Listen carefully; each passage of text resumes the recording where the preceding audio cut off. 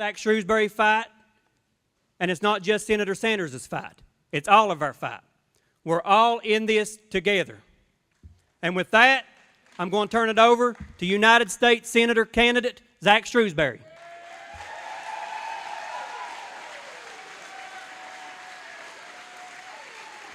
Thank you all.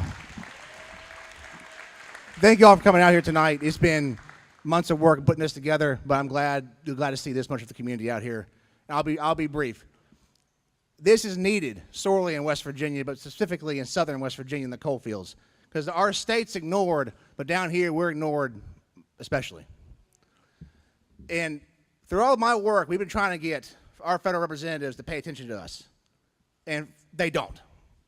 They ignore us, they laugh at us, they don't care. So finally, after a lot of effort, we've been fighting against them to get that. We reached out to Senator Sanders, and he responded and said, I'll show up and listen to people here. Because our federal legislators won't, he will.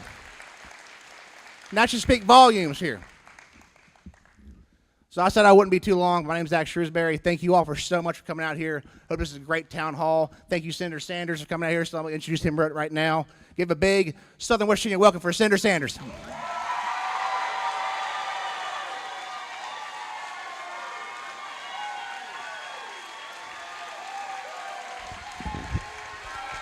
Thank you.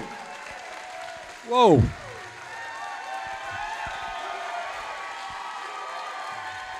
Thank you all. Thank you very much. I am excited to be here in Mingo County.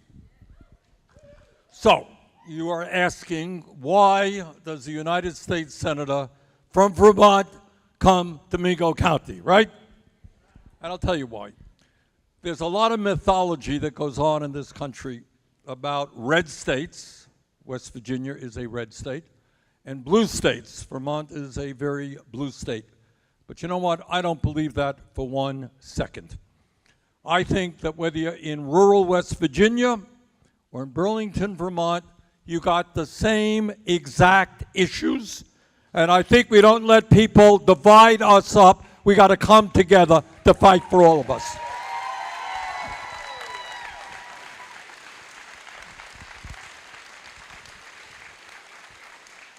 So let me tell you a little bit about myself.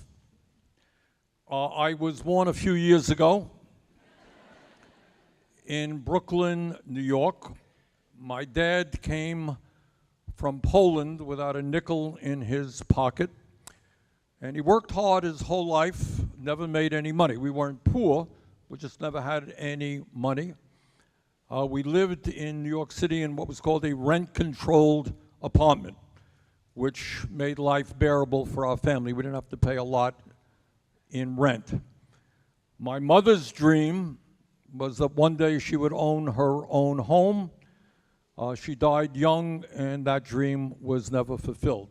And what I learned growing up in a working class family, I learned, and again, we were not terribly poor, we always ate and everything, but I learned about the stress that exists in a home where every day people are worried about money, and my mom and my dad would argue about this and that, and often it had to do with money.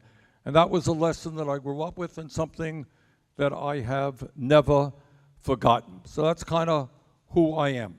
I moved to Vermont when I was early 20s, been there ever since, and I love my state, which in many ways is a state like yours. It's a very, very rural state. Most of the people live in towns smaller than 1,000 people. We have a strong sense of community.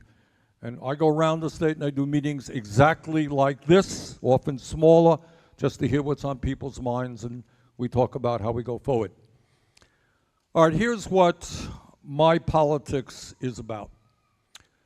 We live ostensibly in the wealthiest nation in the history of the world.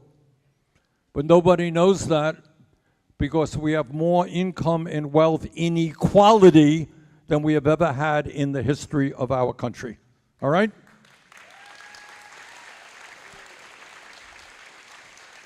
So what I'm going to talk about, and then I want to open it up, I'm going to ask you questions and you ask me questions. But what I want to just talk about is something that you don't see much in the media and you don't hear much in Congress. And that is, you are living in a country today where one person, Mr. Musk, owns more wealth than the bottom 52% of American households. You got that? One person, more wealth, some 400 billion, than the bottom 52% of American households. In America today, the top 1% owns more wealth than the bottom 93%. CEOs of large companies make 350 times what their workers make. That is America today. People on top 1%, have never in the history of the United States of America, our great country, never had it so good. They're making more money than they can count. But what is going on in rural West Virginia, rural Vermont, all over America? 60% of our people are living paycheck to paycheck. You all know what living paycheck to paycheck is about? You got 800,000 people who are homeless in America. You got 85 million Americans who have no health insurance or who are underinsured, and as a result of Trump's bill, that situation is going to become even worse. So in America, in a sense, you got two countries. People on top doing phenomenally well, working class people struggling. Here's another fact you don't hear much about. In the last 50 years, all of you know, we've seen an explosion in technology. Every worker in this room is producing significantly more than a similar type worker did 50 years ago. Have wages kept up with worker productivity increases? You got the right answer. It's a sad answer, but you're right. And here's an amazing fact, that over the last 50 years, real inflation accounted for weekly wages are lower today than they were 50 years ago. All right? During that period, there was a massive transfer of wealth. According to the Rand Corporation, not a particularly progressive group, $75 trillion in wealth was transferred from the bottom 90% to the top 1%. So what you have seen over the last many, many decades, way before Trump, people working longer and longer hours, struggling to put food on the table, in many cases seeing a decline in their standard of living, today worried that their kids, in many ways, are going to be worse off than they are, and almost all new income and wealth goes to the people on top. And then on top of all of that, it's not only income and wealth inequality. Anybody here think that the American healthcare system is working well? How many major countries on earth do not guarantee healthcare to all of their people as a human right? Anybody know? You're living in it. I live in northern Vermont, 50 miles away from the Canadian border. You get sick in Canada, you need a heart transplant, whatever it is, you end up in the hospital. You know what the bill is when you come out? Zero. And they end up spending much less per person than we do on health care. And I want to speak about this issue. I was chairman of the committee. It's an issue that I've dealt with for years. The system we have today is not only dysfunctional and broken, it is unbelievably cruel. You got about 500,000 Americans every year who go bankrupt because of medically related illnesses. They can't pay their bills, they go bankrupt. Does it make sense to anybody that because you come diagnosed with cancer or some other terrible disease that you should go bankrupt? That is crazy. We have 60,000 people a year who die unnecessarily because they don't go to a doctor when they should. Right? I've talked to doctors all over this country. And they say, you know, people are coming into my office and they're really sick. And the doctor said, why didn't you come in here when you first got your symptoms? Well, I don't have any insurance. I couldn't pay the deductible. And people die unnecessarily as a result of that. In America today, we pay by far, not even close, the highest prices in the world for prescription drugs. Now, the good news for all of you who are major investors in the pharmaceutical industry is you made $100 billion in profit last year. The bad news is if you get sick and you go to the drugstore, you're paying by far the highest prices in the world, in some cases 10 times more than people in other countries. So what we're looking at in America today, in my view, is a nation, people on top, got it all, they're doing really well, working class people struggling. Healthcare system broken. A lot of kids cannot afford to go to college, because by the time they leave school, they're going to be $50,000, $100,000 in debt. You got a housing crisis that exists in many, many parts of this country. Hundreds of thousands of people homeless, other people paying 40, 50% of their limited incomes for housing. So the challenge that we face, and I want your questions on this, and it's not easy stuff, is essentially how do we create an economy in the richest country on earth that works for working people and not just billionaires. And one of the impediments that we have as we go forward, it's not just the economy which is broken, we have a political system which is broken. All right? So what is that about? This is what it's about, and that's the world that I live in. You know, I'm a United States Senator. I'm in Washington all the time.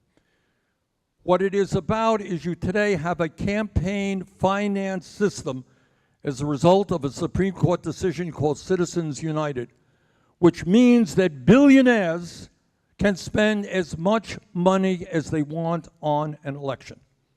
Legal. That's right. Which undermines democracy.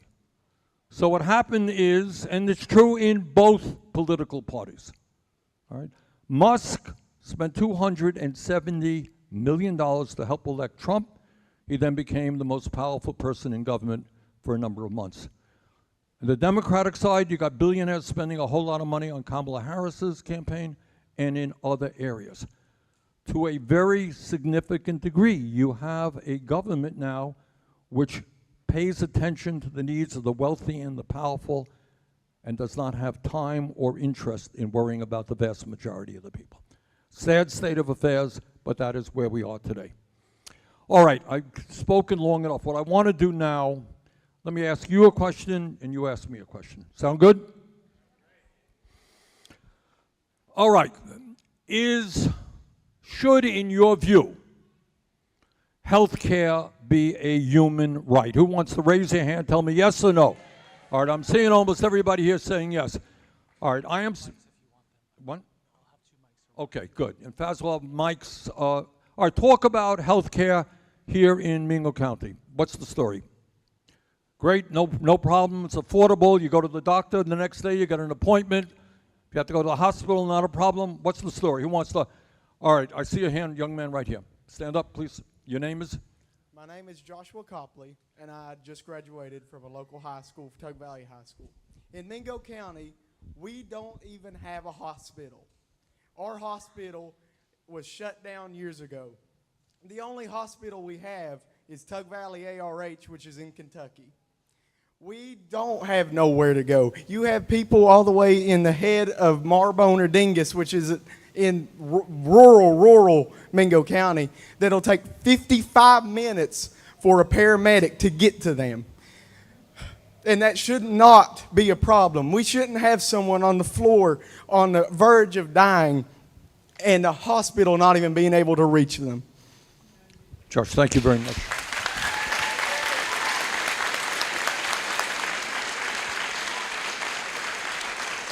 Okay, who else wants to comment on healthcare in Mingo?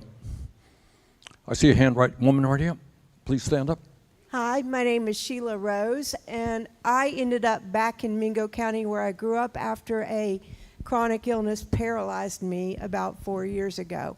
I've come a long way since then, but anytime I need to see a specialist, it's a 2-hour trip. Anytime I need a referral to a new specialist, it's a 6-month wait.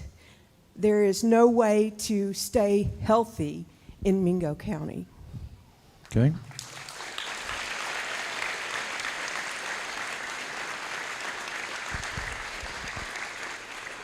Other thoughts on health care? Yes, sir. Hello, Senator Sanders. My name is London Donahoe, and my healthcare, it's all across West Virginia. It's an issue. I'm from Cabell County, and it's 2 counties over, and we are a large city for West Virginia, and still it is a struggle to find healthcare that you are insured with, and that find a place that you can actually go.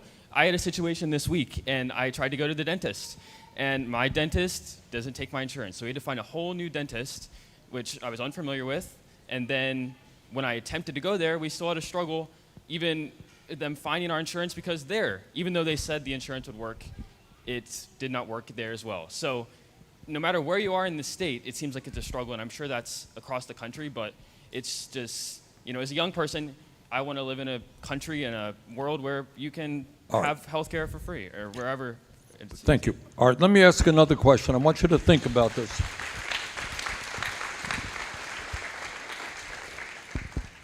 Why don't we do what Canada or European countries do? And every country has a different system. Some of them work better than others.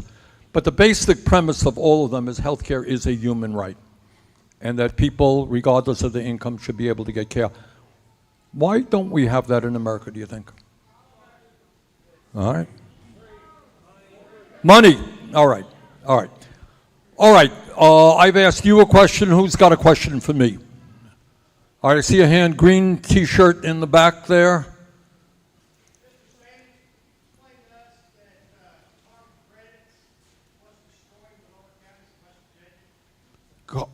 Carbon destroying them?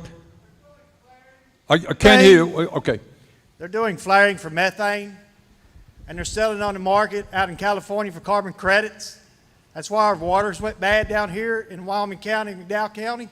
They're going to put 5 flaring pads here in this county, and the DEP lawyers own the company that's doing it. The what lawyers? The DEP lawyers. DEP, spell out DEP. This state owns it, and now they're going to come in here after the rare earth minerals, and they are destroying our counties. They're destroying our water. I have been investigating this for 2 years, and I've been giving out water in Wyoming County for 2 years. The methane is supposed to belong to us, but they're stealing it. They're pulling it onto their land, and they're flooding these mines. And they're taking it, and they're selling it, and they're burning it in flame pads, and they're selling it out in the market in California for carbon credits. And we need Gavin Newsom to do something about it, because he's the only person in the United States that can stop them from killing us. Okay. I've got to tell you that I'm not familiar with that particular issue, but I will, when I talk to Newsom, raise it for you. All right? All right, other questions where I see a woman right here. Yes, ma'am. Well, here's the mic coming. Well.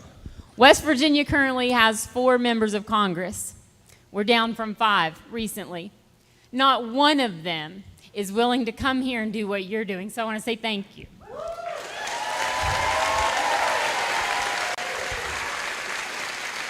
I know that they're not willing to come here and meet with us because I have called every single office, their state offices, the DC offices, and they're not willing to come here. That's not on their agenda, it's not on their plan.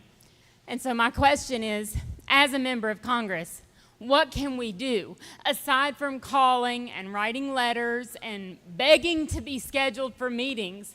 I've never felt more powerless in my entire life. And that's saying something because I'm a native of southern West Virginia, and we're historically just a forgotten people.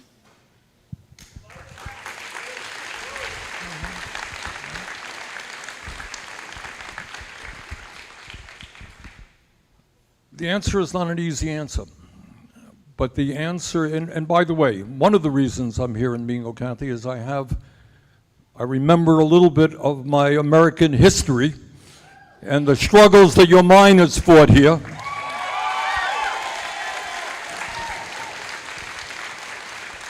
So they were fighting oligarchy way back when. And then some of them lost their lives in that struggle.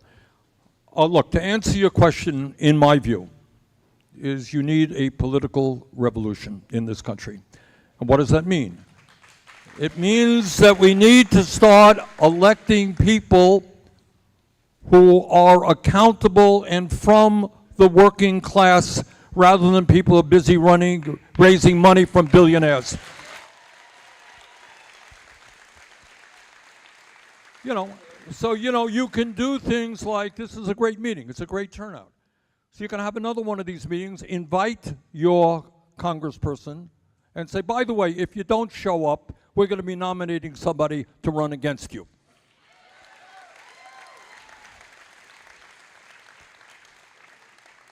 And I know that when you are taking a position on politics that represents working people, it's hard to raise money and all that stuff. I know that. But on the other hand, if you have a strong grassroots movement, this is a lot of people from Mingo County coming together, right?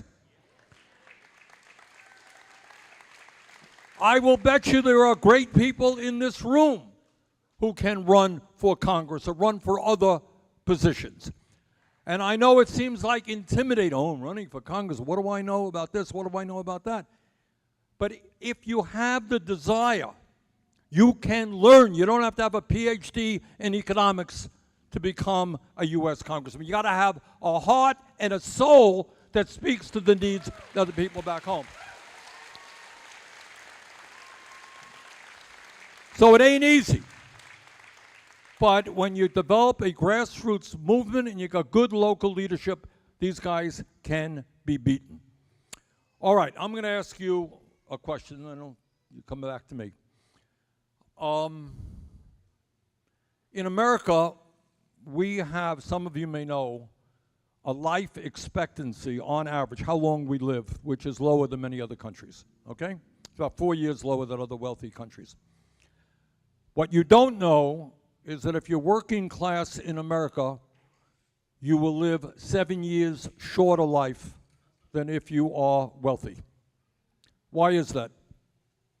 Why do working class people die at an earlier age than people who have money? What's the word? All right, you got it.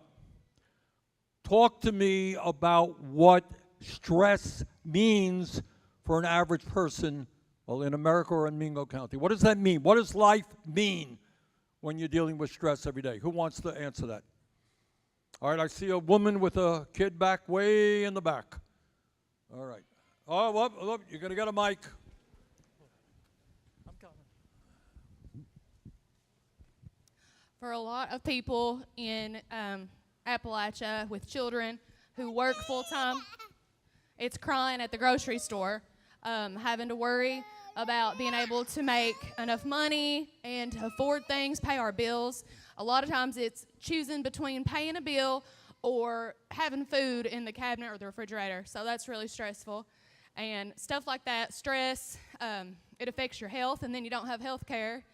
And then you have nobody to fall back on because your parents are probably still working if you're from here, even your grandparents.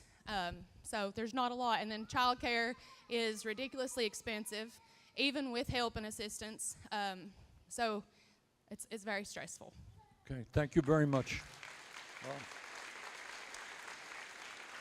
All right. Who else wants to? That was fantastic. Thank you. Who else wants to look? I see a gentleman right here. Yep. Senator, my name is Ned Pillersdorf. I'm actually a candidate for Congress across the border in East Kentucky. Regrettably, when the big ugly bill passed, Kentucky Congressman Brett Guthrie and Hal Rogers said the following. They said Medicaid will be strengthened and preserved by that bill.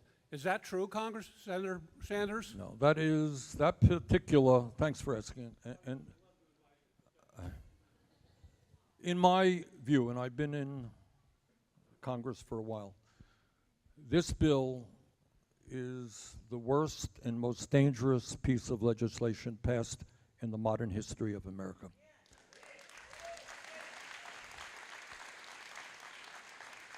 What it does is it makes massive cuts to Medicaid. So if you think you got a health care crisis now, it will make it worse. There are estimates out there, credible estimates from organizations that study this thing, that some 15 million Americans are going to lose their health insurance. And that's just not Medicaid, that's doing away with the credits for the Affordable Care Act as well. Okay?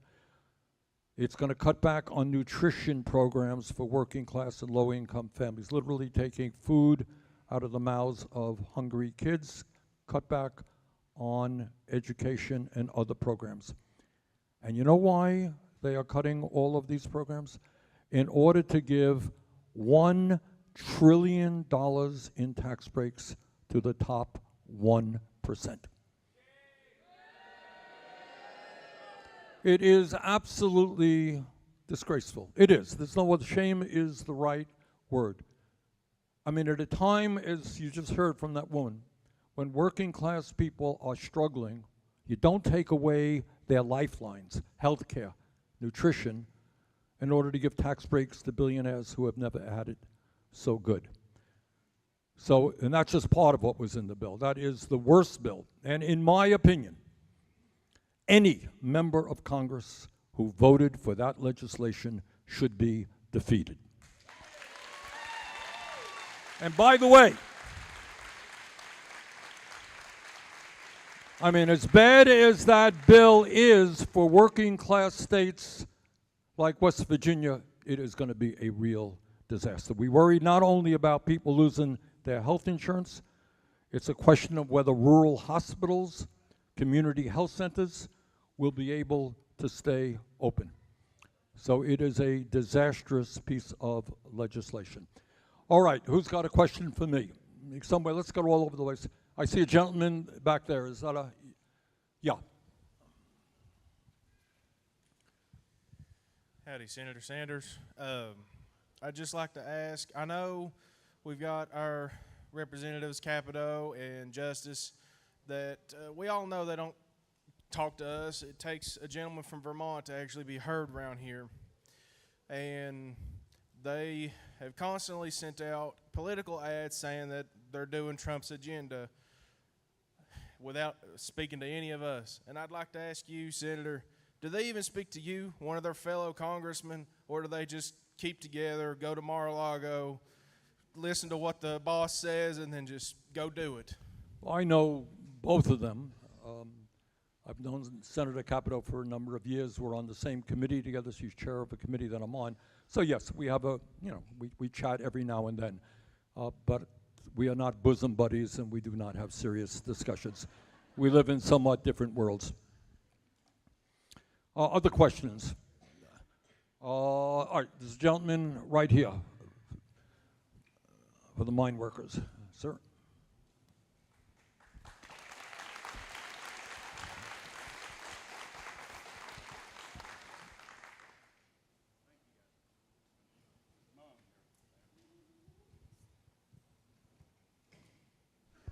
There you go.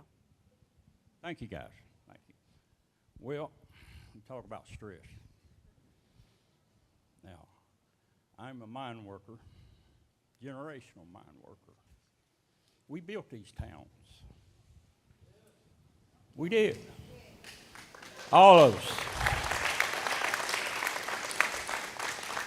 And I'm here not so much, well, for the mine workers, but for my dad, my generational family that's endured hardships. And I know something a little bit about organizing. Yeah. Makes me kind of proud to look around the neighbors here. And several counties come here to visit, to see you. I've followed you, Senator Sanders, from Tom Hartman's show. Way back when? And I followed you when you was also back in the primaries, and I supported you way back when. This is West, by God, Virginia. And I have to say that I love what you're doing. I love how you present your presentations, from town to town. We've got 55 counties. I would love for you to visit all of them, which I know that's impossible, but I want you to know that I get a good feeling about the crowd here.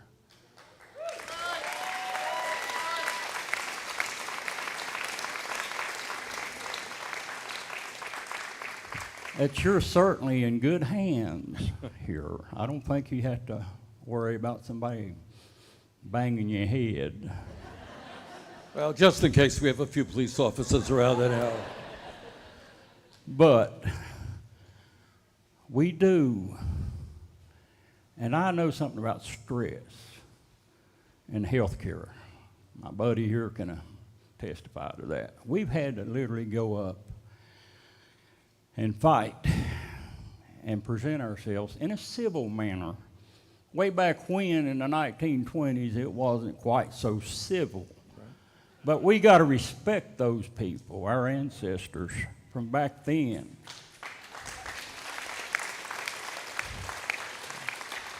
Because whether you're union or non-union or anticipating on joining a union, if you get a paid holiday or paid vacations, think a union person. Let me just jump in and say this. I know a little bit about the history of Mingo County. And the people who stood up and fought against the greed of the coal owners and the horrible working conditions that people had to work under, that impacted not just West Virginia. The whole country saw that. And out of what the United Mine Workers did came the CIO of workers all over this country standing together. And that resulted in higher wages, better benefits, better working conditions. So what the coal miners did here was not just a local issue. It was a national issue, and we thank them very much.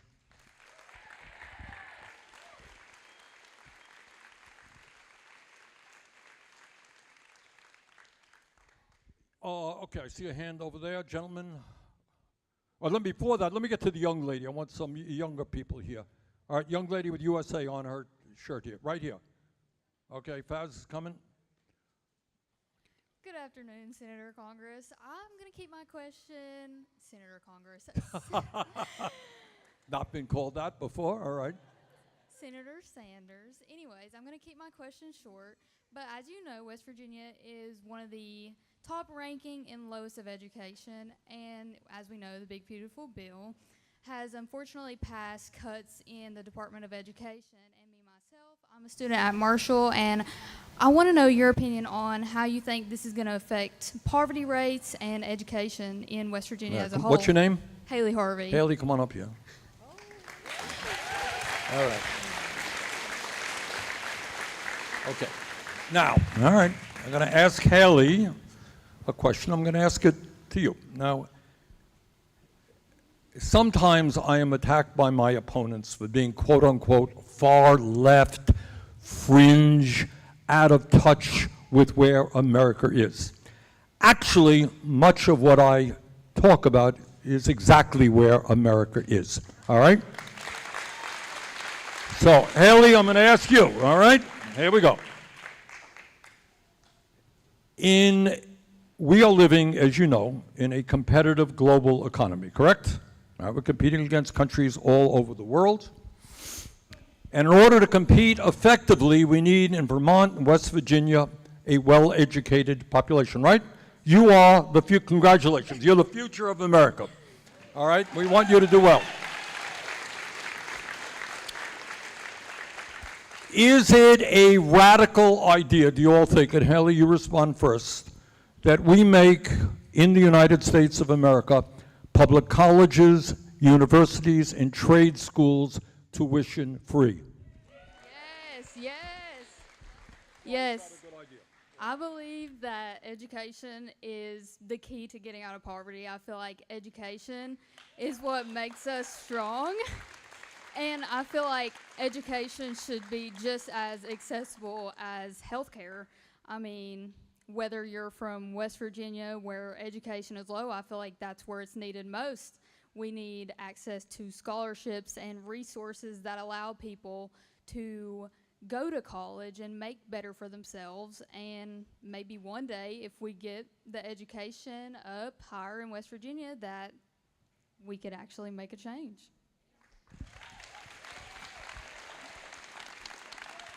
Okay. Now, my second question is, are you a communist? No. All right, that's why I clear that up. See, I've been called a communist because I say what Haley said. Look, again, you don't hear this on the TV and you don't hear this in Congress. But once again, you are living in the wealthiest country in the history of the world, and if we had good policy and the courage to take on the billionaire class, there is no reason that every kid in this country could not get an excellent higher education regardless of his or her income. That is not a radical idea.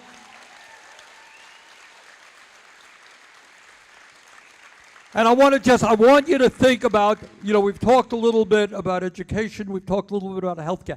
Think in your own minds, what it would mean to the people in this state, in my state, all over this country, if you did not have to worry about whether you could afford to go to a doctor or not. And if you had enough doctors and hospitals in your community. Think about how that would alleviate stress. Think about what it means, parents, if you knew your kids were getting the best education in the world and not having to worry about whether you could afford it or not. And I want to tell you something. Not only is this not some kind of utopian, idealistic vision, it makes sense. Haley hit the point on the head.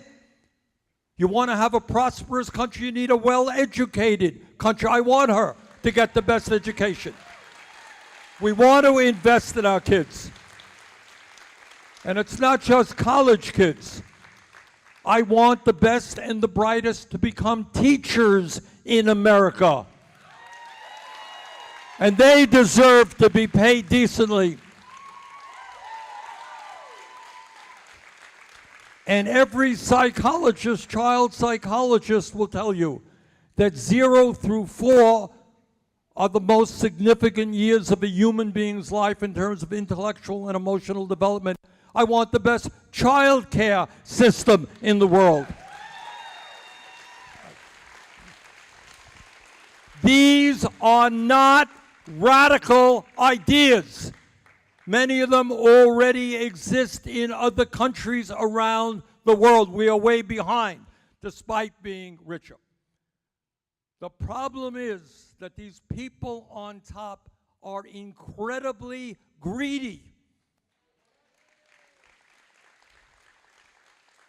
I'll tell you a story. I used to be the chairman of the Veterans Committee. I worked really hard on that. And I believe, as I think somebody here said, that people who put their lives on the line deserve the quality health care and other benefits that they earn.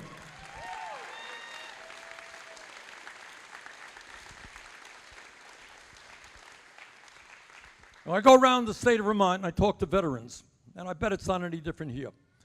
And they tell me, I say, do you know there's a benefit out there? And how often I hear people say, well, Bernie, yeah, I know, but somebody else needs it more than me. I hear that often. In other words, they're looking out for other people, which I think is a common factor here in West Virginia and rural Vermont as well. Okay? Not these guys on top. Hey, I'm only worth $30 billion. How can I get by? I need a tax break. Oh, it's going to cut Medicaid. What's the problem? Cut nutrition. So what? I need a tax break so I can make another few $billion. All right, that is what we are up against. We're up against an extraordinary greed and people who could care less about their fellow Americans. That's the struggle that we face. All right, questions? Yeah.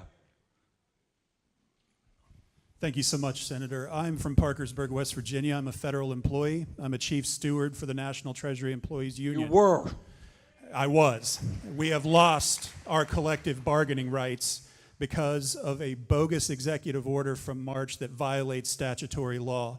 The courts are failing us. The courts will probably continue to fail us with the Roberts Court.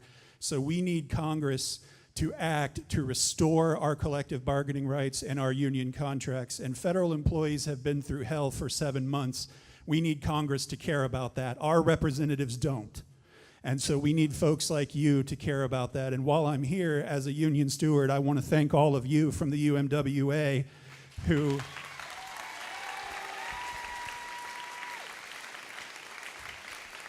I'll just say the labor history down here shows how you deal with the billionaire class. Thank you. All right, what the gentleman is talking about, and he's raised a whole broad question. Musk contributes $270 million to Trump's campaign. Trump wins, Musk becomes the most important person in government. He goes all over the place, cutting back. They threatened to cut back 80,000 employees at the Veterans Administration. Well, we put pressure on them. Now I think they're down to 30,000, which is also a disaster. All right, they went after federal employees. Workers in America, the last that I heard, have the constitutional right to form a union, including federal employees. But this president who tells people in West Virginia, oh, he's for working people, they just did a couple of things. Not only did they lay off tens of thousands of federal employees, they destroyed arbitrarily and illegally the right of federal employees to have union representation. And the other thing they did, and again, I'm speaking to people who voted for Trump, working class people, union members. They have now neutered the National Labor Relations Board. And you know what that means? It means that if workers today are forming a union, and millions of workers want to do that, they really, if the employer objects to the votes, it'll be tied up forever because there's nobody at the NLRB who can make a decision. They did that on behalf of Jeff Bezos and Elon Musk. So thank you for your point. And yes, we're going to fight for federal employees, and thank you for what you're doing. Young lady right there. Yep.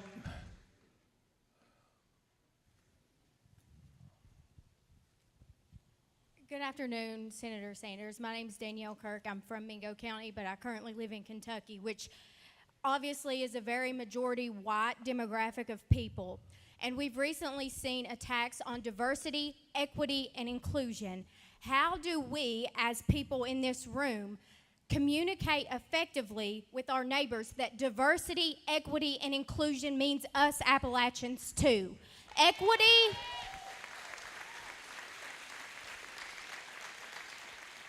And as they've all mentioned here, our senators obviously don't really care, but these are conversations that's important for us to have, and I think that a lot of times we forget that equity and scholarships and grants and things like that that help us get to where the rest of the country is being lost in all of this Trump agenda that we're seeing right now. Okay. All right, you raised an issue. Okay. Your name, I'm sorry, yes? Danielle. Okay, Danielle raises a very, very important issue. All the questions are great questions. You're not going to hear my Republican colleagues come to West Virginia or any place else and say, vote for me because I gave $1 trillion in tax breaks to the rich 1%. I really would appreciate your support. That's not what they're going to talk about. What demagogues do, and Donald Trump is a demagogue, how do they gain power? Do they talk about throwing federal employees or breaking unions? That's not what they talk about. What they do is they try to divide us up. You see? So we don't talk about the health care crisis that exists not just in Mingo County, but in every state in the country. We don't talk about that. We make it worse. We don't talk about the housing crisis exists in West Virginia, Vermont, all over America. We don't talk about income and wealth inequality. We don't talk about education. What do we talk about? Our job is to hate people who are different than us. You got it? Let's spend all of our time hating people who are different than us. Nothing new. Sometimes in Europe, during the Hitler era, it was Jews, it's gays, it's gypsies. In this country, historically, it was blacks, Latinos, you name it.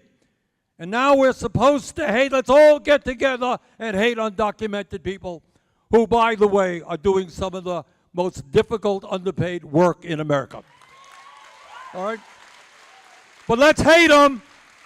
Let's all come together and hate them so that we don't have to focus on the bloody billionaires whose greed is destroying America. So that's what that whole business is about.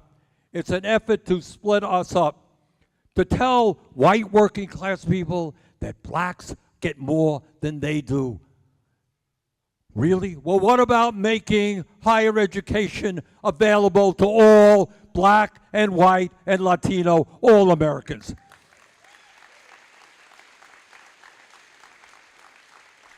So that is what that's about. And it's exactly what demagogues do, not only in the United States. Trump didn't invent this. This is what they do all over the world and have historically done. And that's why the rich get richer. They have us fighting with each other. Black people are struggling. Latino people are struggling. We bring our people together, not allow them to divide us up. All right, I see a gentleman back there.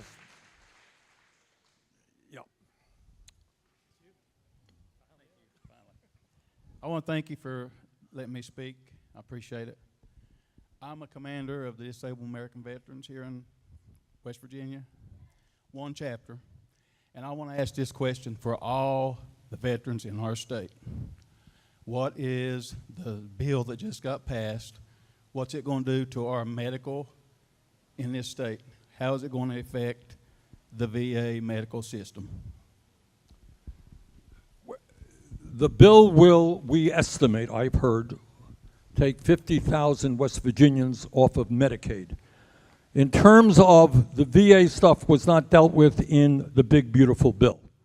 That's something separate. What that is about, let me thank you for asking. What's your first name? Wayne? Okay. Wayne asked a very good question.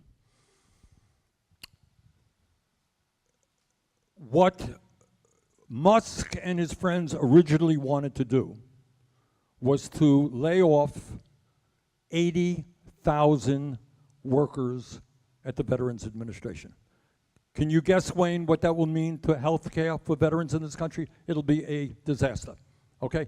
We pushed back. I was on the phone with the heads of the Legion, the DAV, the VFW. I talked to them all. I think they pushed back. So instead of 80,000, they're now talking about laying off 30,000, which will be a bad situation.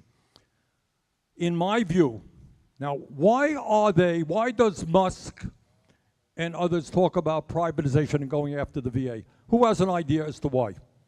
Wayne, what do you think? Money. What do they want eventually? Do you think they like the VA? You got it. Wayne hit the nail on the head. These guys want to make money off the air you breathe, the water you drink, everything. Right now we have a VA system. Is it perfect? No. Do we need more doctors and nurses? Yes. Do we need to expedite getting benefits out? But we made some progress. PAC Act helped a lot of people. Those are workers who were exposed to toxic waste pits in the Middle East and elsewhere, got sick. We finally got them the benefits that they deserve, right? Health care and other benefits. What the Musks of the world want to do is privatize Social Security, privatize the VA, the Postal Service, you name it, because there's money that can be made. So keep an eye on that one. Our job is to strengthen the VA not to privatize it. All right, maybe one or two more questions. Here, young man right here. Here you go. Hello, Senator Sanders. First of all, I want to thank you for showing West Virginia some love. My belief, and I think the belief of everybody here, is that West Virginia is not going to succeed until the American working class succeeds as a whole. So, having said that, my question is this: how do we get the corporate wing of the Democratic Party, who is just as guilty of taking money from billionaire causes, to embrace a progressive working class agenda, because it's about time? What's your name? Max. You're going to lead it, Max. Look, Max is absolutely right. I am here in Mingo County and proud to tell you I'm the longest serving independent in the history of the United States Congress. All right? All right? I caucus with the Democrats because they're better than the Republicans. But you're absolutely right. Anyone here thinks that the Democratic Party has not been significantly captured, and there are a lot of good people. I don't want to say this is true of everybody, because it's not. But if the leadership has not been captured by that same bloody billionaire class, you'd be wrong. They have. And what we've got to do, you can do one of two things. Number one, you can simply move to take over the Democratic Party. All right? It ain't as hard as it looks like. They're not. That means coming to meetings. Take it over. Run your own candidates. Okay? You know, somehow you think, I got to impress upon people. You know, I was elected mayor of Burlington, Vermont, the largest city in Vermont, in the early 80s. I didn't know a bloody thing about how to run a municipality. But I wanted to learn, and I'm not dumb. You can run for office, learn. You can do it. You can do it. So that is the main thing. This state was once one of the strongest Democratic states in the country. And I think people gave up on the Democratic Party because the Democratic Party gave up on them.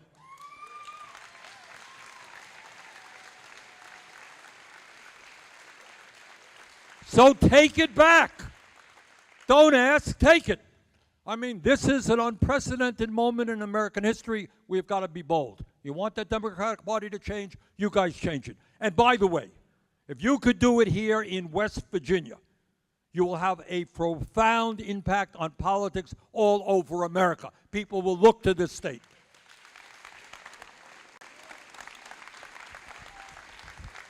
All right, I'm going to get going.